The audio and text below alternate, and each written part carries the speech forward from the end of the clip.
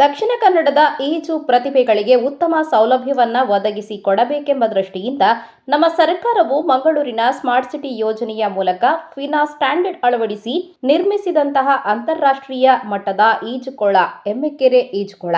ಇದು ರಾಷ್ಟ್ರಮಟ್ಟದಲ್ಲಿರುವಂತಹ ಉತ್ತಮ ರೀತಿಯ 10 ಅಂತಾರಾಷ್ಟ್ರೀಯ ಈಜುಕೊಳಗಳ ಪೈಕಿ ಒಂದಾಗಿರುತ್ತದೆ. ಇದು ನಮ್ಮ ಜಿಲ್ಲೆಗೆ ಒಂದು ಹೆಮ್ಮೆಯ ವಿಚಾರವಾಗಿರುತ್ತದೆ ಎಂದು ಪತ್ರಿಕಾಗೋಷ್ಠಿಯಲ್ಲಿ ನವೀನ್ ಅವರು ತಿಳಿಸಿದ್ದಾರೆ. ಮಂಗಳೂರು ಸ್ಮಾರ್ಟ್ ಸಿಟಿ ಯೋಜನೆಯು ಇಂತಹ ಉತ್ತಮ ಈಜುಕೊಳವನ್ನು ಮುನ್ನಡೆಸಲು ಒಂದು ಉತ್ತಮ ಈಜು ಸಂಸ್ಥೆಗೆ ನೀಡಬೇಕೆನ್ನುವ ದೃಷ್ಟಿಯಿಂದ ಸಮಿತಿಗಳನ್ನು ರಚಿಸಿ ಅವರ ಸಲಹೆ ಸೂಚನೆಗಳ ಮೇರೆಗೆ ಹಲವು ಹಂತಗಳ ಪ್ರಕಾರ ಟೆಂಡರ್ ಪ್ರಕ್ರಿಯೆಗಳನ್ನು ನಡೆಸಿದ್ದರು ಹಾಗೂ ಇಲ್ಲಿ ಉತ್ತಮ ಮಾರ್ಗದರ್ಶಕರು ಇದ್ದು ಇದನ್ನು ಸದುಪಯೋಗ ಪಡಿಸಿಕೊಳ್ಳಬೇಕೆಂದು ತಿಳಿಸಿದ್ದಾರೆ.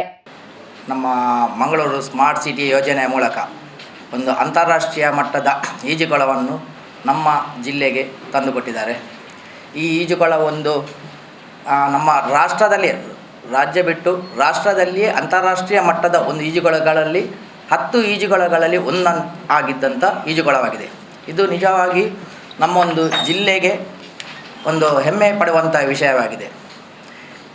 ಈ ಸ್ಮಾರ್ಟ್ ಸಿಟಿ ಯೋಜನೆ ಅವರು ಇಂತಹ ಈಜುಕೊಳವನ್ನು ಮುನ್ನಡೆಸಲು ಒಂದು ಉತ್ತಮ ಈಜು ಸಂಸ್ಥೆಗೆ ನೀಡುವ ದೃಷ್ಟಿಯಿಂದ ಒಂದು ಸಮಿತಿಗಳನ್ನು ರಚಿಸಿ ಸಲಹೆ ಸೂಚನೆಗಳ ಮೂಲಕ ಒಂದು ತೆರೆದ ಟೆಂಡರ್ನ ಮೂಲಕ ಈ ಒಂದು ಸ್ವಿಮ್ಮಿಂಗ್ ಪೂಲನ್ನು ನಮಗೆ ಕೊಟ್ಟಿರುತ್ತಾರೆ. ಅದೇ ಪ್ರಕಾರ ಅವರ ಟೆಂಡರ್ ಕಂಡೀಷನ್ ಪ್ರಕಾರ 50 ಲಕ್ಷ ಡೆಪಾಸಿಟ್ ಹಾಗೂ ಮಂತ್ಲಿ 2,61,101 ಒಂದು ಅಮೌಂಟ್ಗಳ ಮೂಲಕ ಆ ಟೆಂಡರ್ನ ಕೆಲವು ಟರ್ಮ್ಸ್ ಆ್ಯಂಡ್ ಕಂಡೀಷನ್ ಮೂಲಕ ಆ ಈಜುಕೊಳವನ್ನು ನನ್ನ ನಿರ್ವಹಣೆಗೆ ಕೊಟ್ಟಿರುತ್ತಾರೆ. ಇದು ಕೊಟ್ಟು ಒಂದು ಡಿಸೆಂಬರ್ 1ರಿಂದ 3 ತಿಂಗಳು ಆಯಿತು. ಆ 3 ತಿಂಗಳಲ್ಲಿ ನಾವು ಯಾವುದೇ ಒಂದು ತೊಂದರೆ ಸಮಸ್ಯೆಗಳೇ ಇಲ್ಲದೆ ಅಚ್ಚುಕಟ್ಟಾಗಿ ನಡೆಸಿಕೊಂಡು ಬರ್ತಾ ಇದ್ದೇವೆ. ನಮ್ಮ ಆ ಈಜುಕೊಳದ ನೀರಿನ ಗುಣಮಟ್ಟವನ್ನು ಕಾಪಾಡಲು 7.25ಇಂದ 7.50 pH ಅನ್ನು ಕಾಯ್ದು ಬರುತ್ತಿದ್ದೇವೆ. ಅದನ್ನು ನಮ್ಮ ಸ್ಮಾರ್ಟ್ ಸಿಟಿಯ ಆಫೀಸರ್ಸ್ ಹಾಗೂ DVSಯ ಆಫೀಸರ್ಸ್ಗಳು ಬಂದು ಪರಿಶೀಲನೆಗಳನ್ನು ಕೂಡ ಮಾಡುತ್ತಿದ್ದಾರೆ.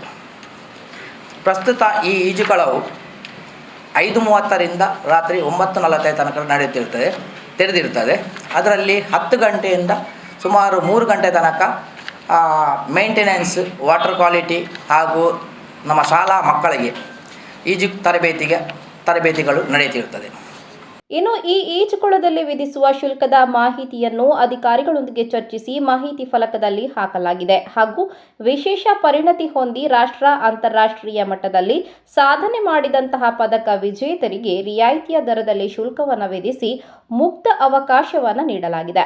ಇಲ್ಲಿ ಈಗಾಗಲೇ 2 ರಾಷ್ಟ್ರಮಟ್ಟದ ಸ್ಪರ್ಧೆಗಳು ಜರುಗಿದ್ದು ಹಾಗೂ ಅದಕ್ಕೆ ಬೇಕಾಗುವಂತಹ ಡೋಪಿಂಗ್ ಟೆಸ್ಟ್ನಂತಹ ಎಲ್ಲ ಸೌಲಭ್ಯಗಳು ಇಲ್ಲಿ ಲಭ್ಯವಿದೆ.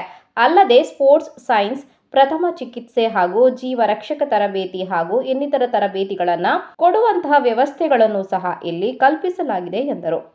ಈ ಈಜುಕೊಳದಲ್ಲಿ ವಿಧಿಸುವ ಶುಲ್ಕದ ಮಾಹಿತಿಯನ್ನು ಆಲ್ರೆಡಿ ನಾವು ಅಧಿಕಾರಿಗಳಿಗೆ ಚರ್ಚಿಸಿ ಅವರ ಮಾಹಿತಿ, ಅವರ ಒಂದು ಸಲಹೆ ಒಪ್ಪಿಗೆಯ ಮೇರೆಗೆ ನಾವು ಮಾಹಿತಿ ಫಲಕವನ್ನು ಹಾಕಿ ಡಿಸ್ಪ್ಲೇಯಲ್ಲಿ ಕೂಡ ನಾವು ಹಾಕಿದ್ದೇವೆ. ಅದೇ ಪ್ರಕಾರ ನಾವು ಪೇಮೆಂಟನ್ನು ಮಕ್ಕಳ ಒಂದು ಇದನ್ನು ತಗೊಂಡು ನಾವಲ್ಲಿ ಬಿಡುತ್ತಿದ್ದೇವೆ.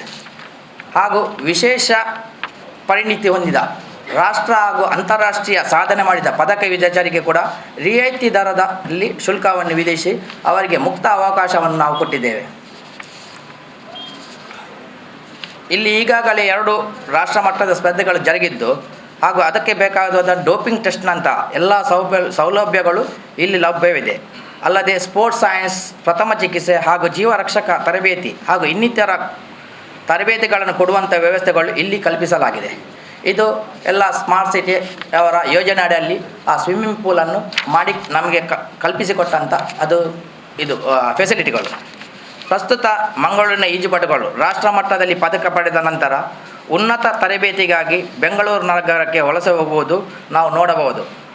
ಅಲ್ಲಿ ಅವರು ಸುಮಾರು ತಿಂಗಳಿಗೆ 50,000ದಿಂದ 70,000 ವೆಚ್ಚ ಮಾಡಿ ತರಬೇತಿಗಳನ್ನು ಪಡೆಯುತ್ತಿದ್ದಾರೆ. ಆದರೆ ಮಂಗಳೂರಿನಲ್ಲಿ ನಗರದಲ್ಲಿ ಅಂತಹ ಸೌಲಭ್ಯವನ್ನು ಕಲ್ಪಿಸುವ ಸಲುವಾಗಿ ಸುಮಾರು 2 ಲಕ್ಷ ವೆಚ್ಚ ಮಾಡಿ ನಗರದಲ್ಲಿ ಲಭ್ಯವಿಲ್ಲದಂಥ ರಾಷ್ಟ್ರೀಯ ಮತ್ತು ಅಂತಾರಾಷ್ಟ್ರೀಯ ಮಟ್ಟದ ತರಬೇತುದಾರರನ್ನು ನೇಮಿಸಿ ಆ ಮೂಲಕ ಉತ್ತಮ ತರಬೇತಿ ನೀಡುವಂಥ ಸೌಲಭ್ಯಗಳನ್ನು ಕಲ್ಪಿಸಿಕೊಡಲು ಮುಂದಾಗಿದ್ದೇವೆ. ನಾವು ಈ ಸೌಲಭ್ಯಗಳು ದಕ್ಷಿಣ ಕನ್ನಡದ ಎಲ್ಲ ಈಜುಪಟುಗಳಿಗೆ ಮುಕ್ತವಾಗಿ ಅವಕಾಶವಿದೆ. ಇದರಲ್ಲಿ ಅವ ಬರಲಿಕ್ಕೆಲ್ಲ ಇವ ಬರಲಿಕ್ಕೆ ಅಂತ ಎಲ್ಲ ಈಜುಪಟುಗಳಿಗೆ ಕೂಡ ನಮ್ಮದು ಮುಕ್ತ ಅವಕಾಶವಿದೆ. ಆ ಫೆಸಿಲಿಟಿಯನ್ನು ಮ್ಯಾಂಗ್ಳೂರು ಸ್ಮಾರ್ಟ್ ಸಿಟಿ ಅವರು ಕೊಟ್ಟಂಥ ಈಜುಕೊಳದ ಫೆಸಿಲಿಟಿಯನ್ನು ಯಾವಾಗಲೂ ಬಂದು ಅವರು ಅದು ಸದುಪಯೋಗ ಪಡೆದುಕೊಳ್ಳಬಹುದು. ಪತ್ರಿಕಾಗೋಷ್ಠಿಯಲ್ಲಿ ಡಾಕ್ಟರ್ ನಾಗೇಂದ್ರ ನಾಯಕ್, ಲೋಕರಾಜ್ ವಿಠಲ್, ರೂಪಪ್ರಭು, ಶೆರ್ಲಿ ರೇಗೋ, ಮಧುರಾಜ್ ರವರು ಉಪಸ್ಥಿತರಿದ್ದರು. ನಿನ್ನೆಯ ಒಂದು ಪತ್ರಿಕೆಯಲ್ಲಿ ನಮ್ಮ ಬಗ್ಗೆ ಒಂದು ಸಣ್ಣ ಒಂದು ಮಾಹಿತಿಯ ಕೊರತೆಯಿಂದಾಗಿ ಒಂದು ಮೆಸೇಜ್ ಬಂದಿತ್ತು. ಅದು ನಿಜವಾಗಲೂ ಸತ್ಯಕ್ಕೆ ದೂರವಾದದ್ದು. ಯಾಕಂದರೆ ನಾವು ಅಲ್ಲಿ ಈಗ ಪ್ರೆಸೆಂಟಾಗಿ ಸ್ಮಾರ್ಟ್ ಸಿಟಿ ಇದರ ಪ್ರಕಾರ ಒಂದು ಸ್ಪೋರ್ಟ್ಸ್ ಬ್ಯಾಚಿಗೆ 2,000 ರೂಪಾಯಿ ಅಂತ ಒಂದು ನಿಗದಿಪಡಿಸಲಾಗಿತ್ತು. ಆದರೆ ನಾವು ರಿಯಾಯಿತಿ ದರದ ಮೇಲೆ ರಾಷ್ಟ್ರೀಯ ಮತ್ತು ಅಂತಾರಾಷ್ಟ್ರೀಯ ಹೋಗುವ ಮಕ್ಕಳಿಗೆ 1,000 ರೂಪಾಯಿಯನ್ನು ನಾವು ರಿಯಾಯಿತಿ ದರದ ಮೇಲೆ ಕೊಡ್ತಿದ್ದೇವೆ. ಅದು ಕೂಡ ಅವರಿಗೆ ಯಾವುದೇ ಒಂದು ಟೈಮಿಂಗ್ಸ್ ಅದು ಇದು ಯಾವುದೇ ಒಂದು ರಿಸ್ಟ್ರಿಕ್ಷನ್ ಇಲ್ಲದೆ, ಆದರೆ ಮಾಹಿತಿಯ ಕೊರತೆಯಿಂದ ಅದನ್ನು 1,000ದಿಂದ 4,000 ನಾವು ಮಾಡಿದ್ದೇವೆ ಅಲ್ಲ ಅಂತ ಹೇಳಿದ್ದಾರೆ. ಬಟ್ ಅಂಥದ್ದು ಎಲ್ಲಿ ಕೂಡ ಆಗಿಲ್ಲ.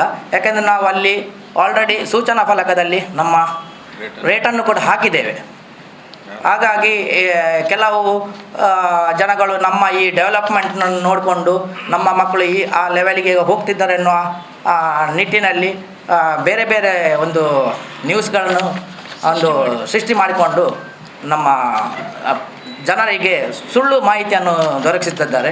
ಇದಕ್ಕೆ ಬೇಕಾಗಿ ದಯವಿಟ್ಟು ನಮ್ಮ ಪತ್ರಕರ್ತರಲ್ಲಿ ಒಂದು ವಿನಂತಿ, ಸರಿಯಾಗಿ ಅದರ ಬಗ್ಗೆ ತಿಳ್ಕೊಂಡು ನಮ್ಮ ಕರೆಕ್ಟ್ ವಿಷಯವನ್ನು ನೋಡಿಕೊಂಡು ನಮ್ಮ ಪಬ್ಲಿಕ್ನವರಿಗೆ, ಸಮಾಜದ ಜನತೆಗೆ ಏನೆಲ್ಲ ನಮ್ಮ ಸೌಲಭ್ಯಗಳುಂಟು, ಯಾವ ರೇಟ್ಗಳುಂಟು, ಹೇಗೆ ಉಂಟು ಅದರ ಮಾಹಿತಿಯನ್ನು ಎಲ್ಲರಿಗೆ ಒಂದು ತಲುಪಿಸಿಕೊಡಬೇಕಾಗಿ ಮಾಧ್ಯಮಗಳ ಮೂಲಕ ಪತ್ರಮಿತ್ರರು ಒಂದು ತಲುಪಿಸಬೇಕಾಗಿ ನಮ್ಮ ಒಂದು ವಿನಂತಿ.